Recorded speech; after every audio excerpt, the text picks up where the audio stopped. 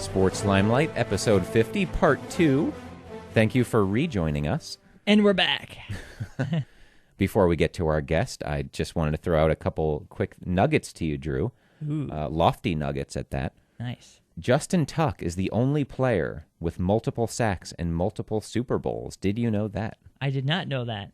Pretty interesting, That's pretty neat.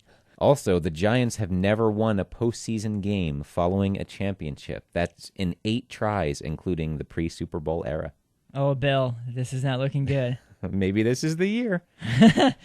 Well, we haven't won a postseason game since 1995, so 18. We're going on 18 years now.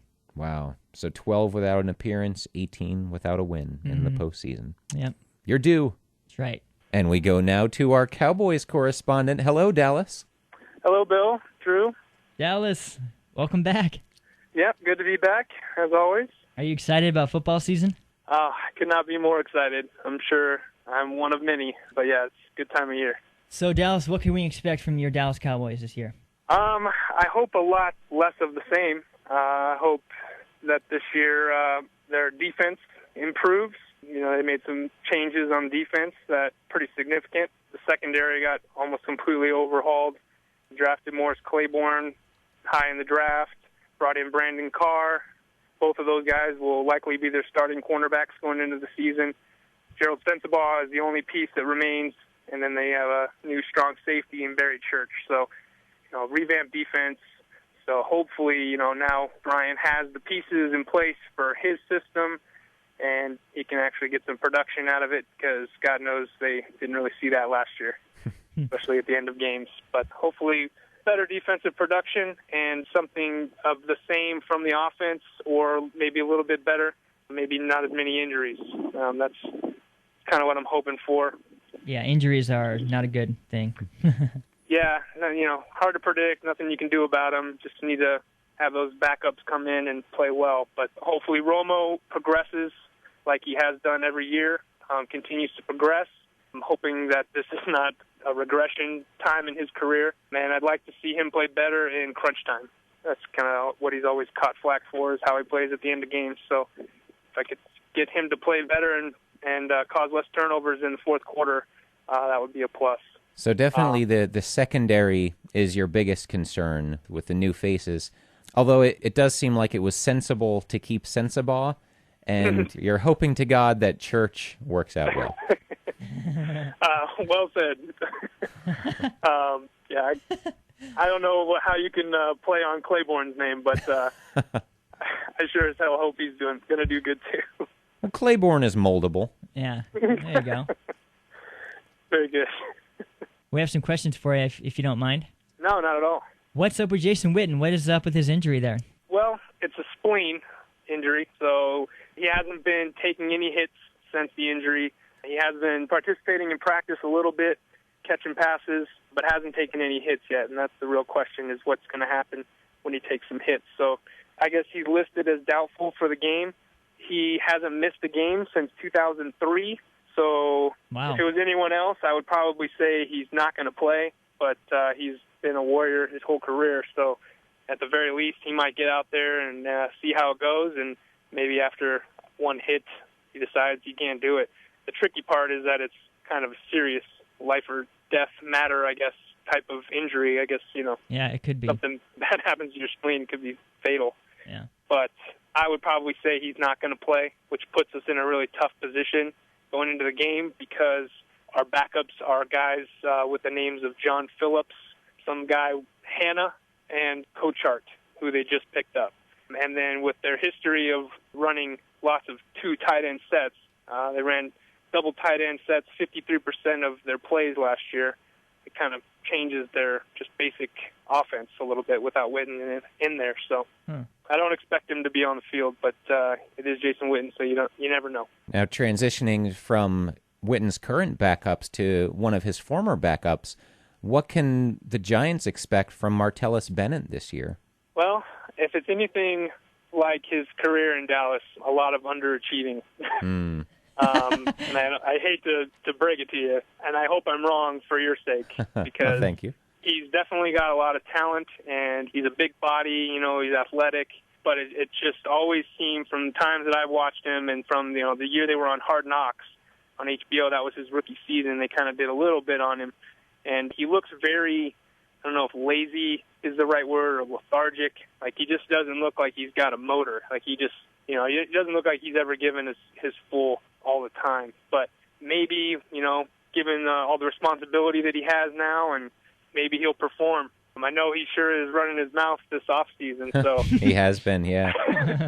As a Cowboys fan, I would love to see him shut out. But like I said, for your sake, I hope he does well for you guys. And for Drew's sake, for his fantasy team, right, Drew? You drafted him. I drafted him 14th round, baby. Hey, man, you never know. You got Eli back there, so that's good for him. Yeah, Eli has thrived with many different kind of no-name tight ends in the past, so sure, yeah. Maybe he can kind of help Bennett raise his game. Yeah, now, like a boss. Hey, there you go. Now going to this game tomorrow, what do you think, Dallas? Cowboys at Giants. Well, I'm not going to make any bold predictions on the winner or the loser because I want to say the Cowboys, but I don't feel 100% with that. But what I will say is that whoever wins in the pass rush department, whoever gets the most pressure on the opposing team's quarterback in this particular matchup should have a heavy determination in who wins this.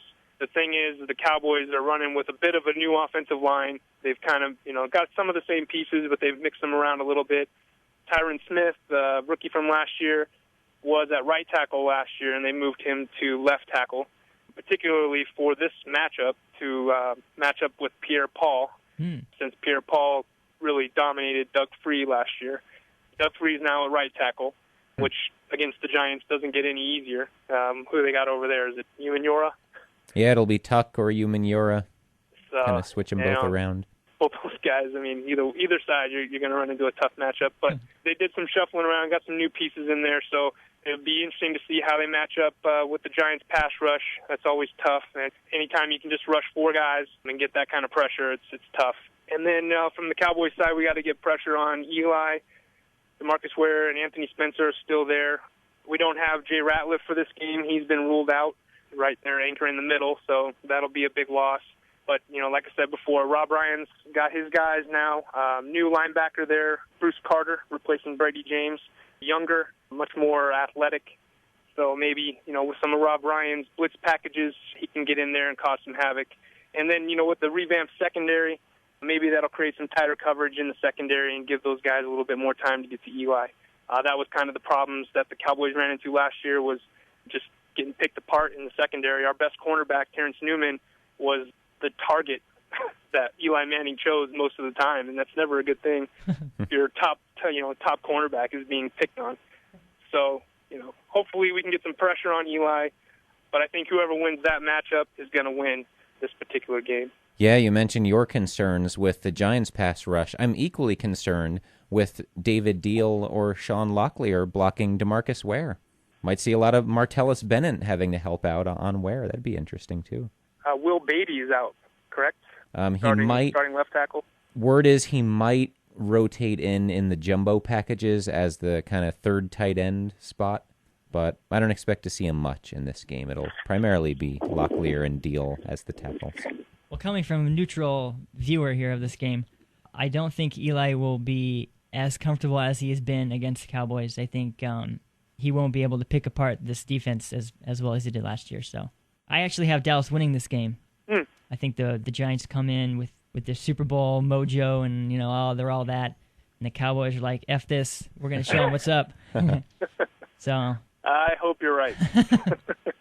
One interesting stat about this matchup is that the Giants sacked Tony Romo 9 times in the 2 games combined last year. 3 of those sacks were in Cowboy Stadium, and the other 6 were in the Meadowlands. And this game is in the Meadowlands. So the home field advantage comes into play here for the Giants, and I expect a lot of pressure on Tony Romo. So overall, Dallas, what do you think the Cowboys' record will be this season? I don't expect anything overly impressive. They play in the NFC East, so every week just about is a tough matchup, playing the divisional guys. So I would say, and I'm confident going into the season, I'm going to say they'll win the division. No, I might be a little biased, but you should be. I'm going to say they win the division, and I'm going to say at a record of about 9-7, think that's fair in their division. And from there, who knows? The Giants proved it last year. You can go into the playoffs with a mediocre record and take it all. So that's my prediction. It is a tough schedule. The Giants have statistically the toughest schedule in the league this year.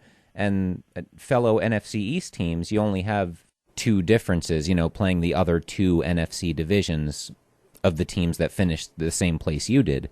Of course, the Cowboys also playing against the AFC North and the NFC South. 10-6 will probably win it outright. Yeah, I think so. The Cowboys-Giants, I think, play each other fairly early in the season, so if it does come down to the two of them again, they won't be running into each other at the end of the year like last year, which is kind of unfortunate in a way, because it's usually fun that way. Yeah, the Giants finish up with the Eagles. Do the Cowboys finish up with the Redskins or someone else? Yeah, Redskins, perfect. I think, week 17. Well, Dallas, thank you as always for your time. Thanks for joining us, and good luck tomorrow. Yeah, good luck. I think it's going to be a fun game no matter the outcome. First game of the NFL season. It'll just be fun regardless, I'm sure. Nice. I'm excited just to root for my fantasy players. Yeah, plenty of fantasy options in this game. Thank you again, Dallas. And just a couple of quick notes on other teams that we haven't gotten to yet before we head out for the night.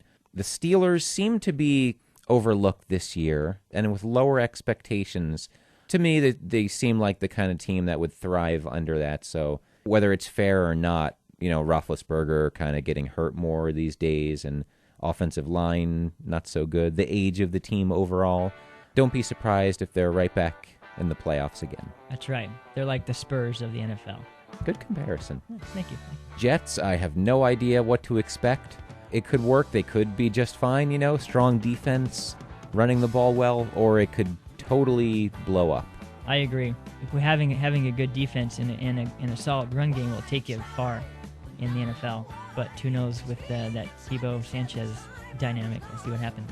Yeah, we touched on it earlier. There's really no way to predict who will the starting quarterback even be, towards November and December. Sports Limelight episode 50. Thank you so much for listening. Enjoy the games. That's right. Enjoy the season. We'll be here to talk about that in the weeks to come. We'll see you next time.